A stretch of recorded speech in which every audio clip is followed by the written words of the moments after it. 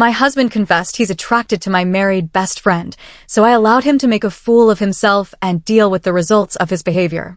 A little bit of background before I dive into what took place. The three of us were in high school together, although my best friend's husband didn't go there. She met him through work. My husband, Jacob, 28 years, and I 28 years, tied the knot 3 years ago after being together for 2. Nicole, my best friend 28 years, and I have been inseparable since kindergarten. Our friendship has lasted forever, and it's still going strong.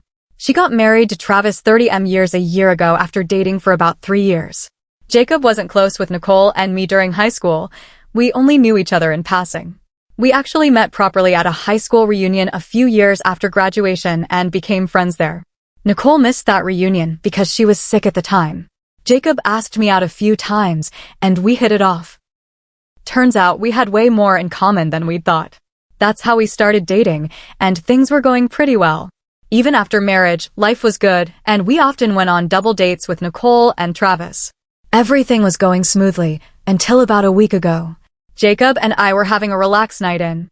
We finished off an entire bottle of wine, celebrating the end of a hectic week. For fun, we decided to play a game where we each named 5 celebrities we'd be allowed to hook up with, no jealousy involved.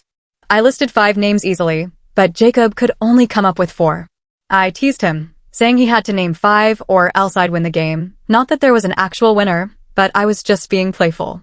He paused for a bit, then suddenly blurted out that he'd definitely be down to get with Nicole if he knew I wouldn't be upset about it. I was floored. At first, I tried brushing it off, laughing awkwardly since he was chuckling, but even in my tipsy state, I couldn't find it funny. I asked him if he was being for real and reminded him the game was about celebrities, people we'd likely never even meet. Mentioning a real person made things super uncomfortable. He said he was dead serious and even admitted he'd had a thing for Nicole since high school. And instead of stopping, he kept going. He said he used to think of me as Nicole's less pretty tag-along back then. I sat there in silence, staring at him in shock. What he was saying wasn't just inappropriate, it was downright cruel. It felt like he'd forgotten I was his wife and just continued talking about how amazing it would be to spend a day with a woman like Nicole and how lucky Travis was to have her. I was done for the night. I left without saying another word and went straight to bed.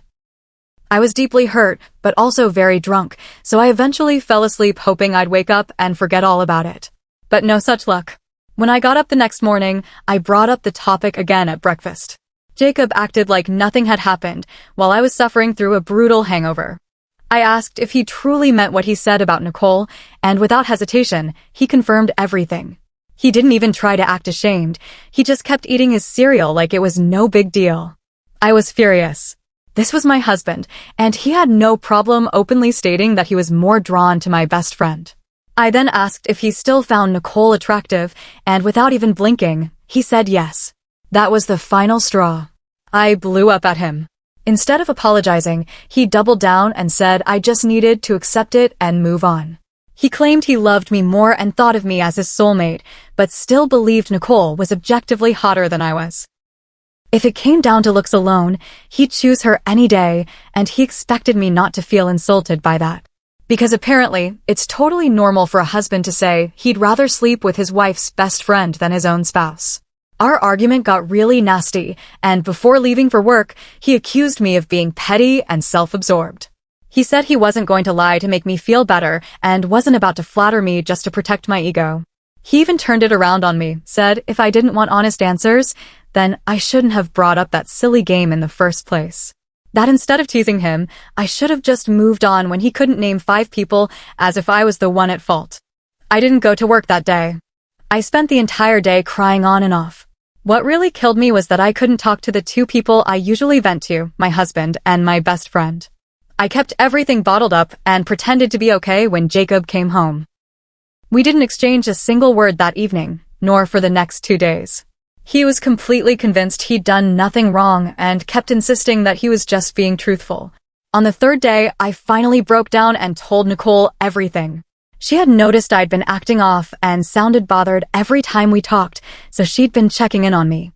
I just couldn't hold it in any longer and spilled the entire thing. Nicole was livid.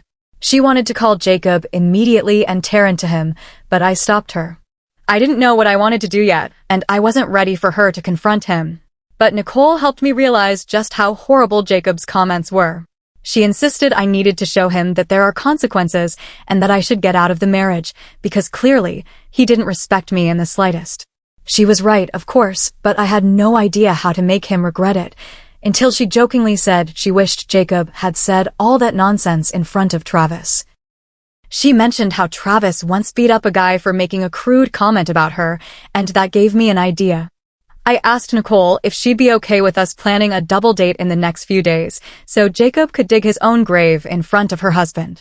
She was totally on board. And we even had a good laugh picturing how Jacob might get what he deserved.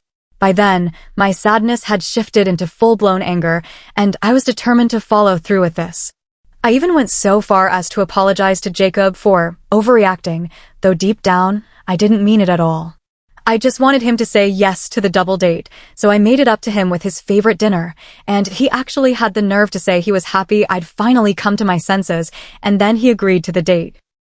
The plan that Nicole and I had come up with was reckless enough, and I even made it worse by lying to my husband the day before the date, telling him that Nicole had admitted to having a long-time crush on him and would love to go out with him someday, so he should probably bring that up during the date. He looked surprised and asked if Travis was okay with that, and I lied again, saying he didn't care because it was just a date and he didn't mind. He looked really pleased with that and was smiling ear to ear when I told him, which honestly eased my guilt quite a bit. Yesterday evening, we finally left for the date, and Nicole and I had picked one of the finest restaurants in the city. We were all dressed up, and it was supposed to be a great day for everyone. Nicole and I were excited because, finally, Jacob was going to get what he deserved, and we believed he badly needed that. After some small talk and a few glasses of wine, I eventually brought up the game we'd been playing the other day, using it to steer the conversation where we wanted it to go. Once again, I named 5 celebrities and asked Jacob to go next. This time, he confidently named Nicole without needing any push, thanks to what I had told him the day before about Nicole feeling the same way and Travis not caring. Unfortunately, neither of those things were true, and as soon as he named Nicole, she acted shocked, and so did I. We completely threw him under the bus there. When I glanced over at Travis, he was already fuming. He's a pretty big guy, so it was definitely intimidating, but Jacob kept smiling at Nicole, completely unfazed.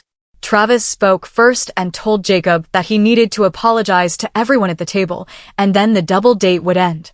That gave Jacob the opportunity to read the room and make the right call, but as usual, he did the exact opposite. He still chose to believe my lies, even with the obvious truth right in front of him in the form of an angry Travis and a shocked Nicole. Yet, he doubled down, saying he wasn't going to apologize because he knew the feelings were mutual. He even escalated things, saying now that everything was out in the open, he and Nicole didn't have to hide their feelings anymore or pretend like there was no tension between them, because now Travis and I couldn't stop them. Unfortunately, Travis absolutely could do something, driven by rage. He immediately grabbed Jacob by the collar from across the table and yanked him into a standing position. Before we even had a chance to react, there was a loud thump, and then I only remembered Jacob being knocked to the ground, followed by the restaurant staff escorting all of us out. No one called the police because the restaurant didn't want bad press, which was lucky for us. There was a lot of blood afterward, and from what I heard, Jacob had a broken nose. But even then, he had the nerve to keep the fight going outside. He tried to provoke Nicole and me by calling us cowards, as by that point he had figured out that we'd created this plan just to humiliate him. He only backed off when Travis warned him that one more word would land him in the hospital for a good few days. After that, I didn't go home. Instead, they dropped me off at a nearby hotel. In the car, we explained everything to Travis. We thought he might be a bit upset that we hadn't included him in our plan, but he said he was actually glad we hadn't told him earlier, otherwise, he might not have punched Jacob, since he avoids fights unless it's really serious. But he said Jacob deserved it, and he didn't feel bad at all. He dropped me off, and they went home and had dinner since we hadn't eaten at the restaurant. A couple of hours later, just before I was about to crash, I got a text from Jacob saying I was a terrible person for doing what I did. He said he had to go to the ER alone because his nose was broken and needed to be plastered. He claimed my decision to mess with him just to get back at him for simply saying he found Nicole attractive was disgusting and said he wanted a divorce immediately. According to him, what I did was completely unacceptable, and he thought it was psychotic and immature of me to come up with a plan to have him get beat up by a guy twice his size. I felt a little bad that he had to go to the ER alone, especially since I know blood and hospitals scare him. I didn't reply to his message last night. I was too exhausted to even think straight, so I just went to sleep without any delay. I was still on a high from watching Jacob get punched and didn't think I'd done anything wrong. But now that I've woken up and sobered up, I realized that what I did was definitely kind of messed up. He was right. It was immature of me and Nicole to sit there and plot against him just to see him embarrass himself and then get punched in the face. I think we went too far and did something that felt very high school. I'm not proud of it anymore, but I'm also not sure if he was totally innocent either. I mean, he did say a lot of inappropriate things, not only admitting he finds Nicole attractive right in front of her husband and his own wife, but also actively trying to make a move on her with all of us right there. I know he only said those things because I'd let him believe that Nicole liked him back. But even then, it was insane, because that meant those were his real feelings for her all along. I still can't get over the fact that he called me her less attractive sidekick. That obviously stings, especially coming from your own husband. I know the marriage is over, but I don't know if I owe him an apology for what I did. I do think my actions were petty and a bit extreme, but the things he said last night made it feel like he had it coming. So, am I the bad one for lying to my husband and letting him flirt with my best friend just so he'd get beaten up by her husband? Update. Alright, I went through the comments on my original post, and I'll admit, I really messed up. Most of you said everyone sucks here, and Ash, and I know it's true. What my husband said was awful, but what Nicole and I did was incredibly childish too. We didn't even consider Travis's feelings and basically used him and his temper to humiliate and hurt Jacob. We were actually counting on him losing it, even though we knew he's worked so hard to keep it under control. We completely made fun of that, which was extremely insensitive of us. I guess I was just acting out of spite and didn't really think things through, and neither did Nicole. Looking back with a clear mind, I'm honestly embarrassed about what we did. And Nicole feels the same. So yes, we both feel we owe Jacob an apology. He did get physically hurt, and like many of you pointed out, there's a chance he could press charges or something. It's been 3 days and nothing has happened yet, but that doesn't mean it won't. So to be safe, Nicole and I have decided we're going to apologize. But I'm still leaving him. It's going to be tough, but I know I have to. It's the right thing to do. We're also obviously going to apologize to Travis, because we know we unfairly took advantage of his vulnerability. I think I also painted a really negative picture of him here too. He's not a bad guy. Honestly, he's just had a rough history with his anger. But he's still going to therapy and he's come a long way from the troubled teen he used to be. He wouldn't hurt a fly unless it was really asking for it, and he genuinely tries his best to avoid violence. He even gave Jacob a chance to apologize and only snapped when Jacob refused and kept creeping out his wife. To be fair, I think anyone would have lost it at that point. Also, the incident Nicole told me about, where he beat up a guy for catcalling her, happened years ago when they first started dating, and he only gave the guy a black eye. Like I said, he'd never hurt anyone who didn't completely deserve it. I'm not defending violence in general, but sometimes you have to act when words aren't enough. Update. Hey everyone, so Nicole and I tried to apologize to Jacob today, but it didn't go well at all. I went back to the house with her to pack my things and grab some fresh clothes for the hotel. He let us in, but he looked extremely unhappy and didn't say a word the entire time we were there. His nose was still bandaged, and I genuinely felt guilty because he looked like he was in a lot of pain. We packed quietly, and I decided to apologize right before we left.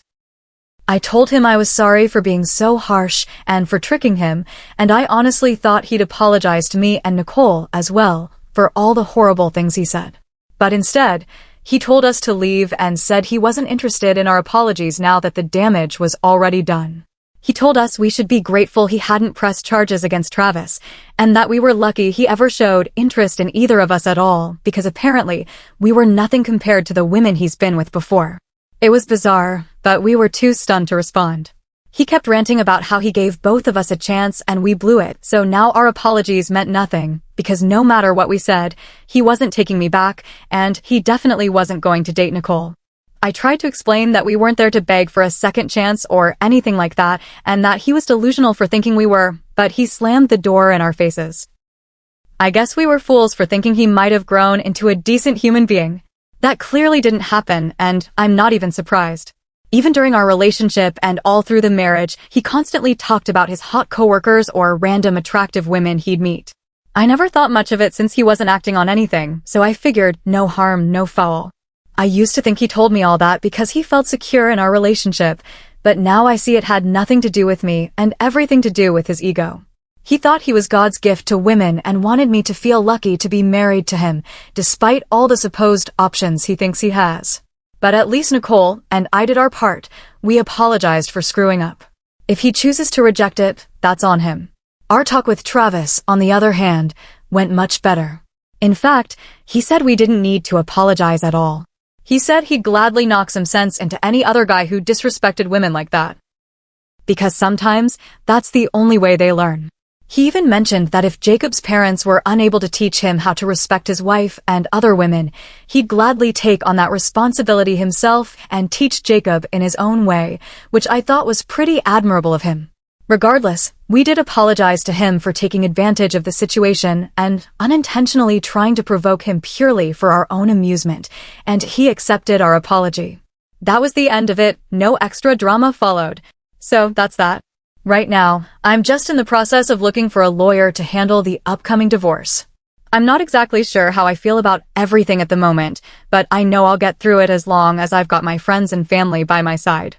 It's just going to be frustrating having to see him during the divorce process, but I suppose I'll be fine. Update. Hey, so I filed for divorce a few days ago, and Jacob was served yesterday. This morning, he texted me saying I was going to regret doing this, but since I'd already gone through with it, he wouldn't try to stop me.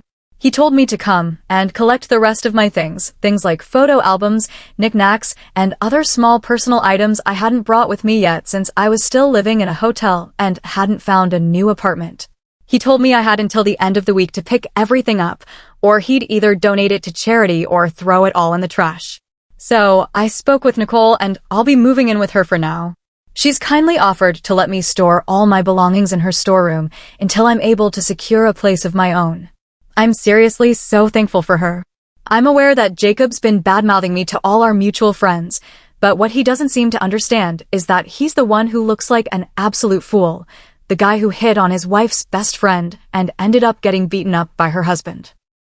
A lot of people have reached out to me just to say that I'm making the right decision and to wish me well, thanks to the story he's been spreading. So, in a way, he's actually helping me without even realizing it.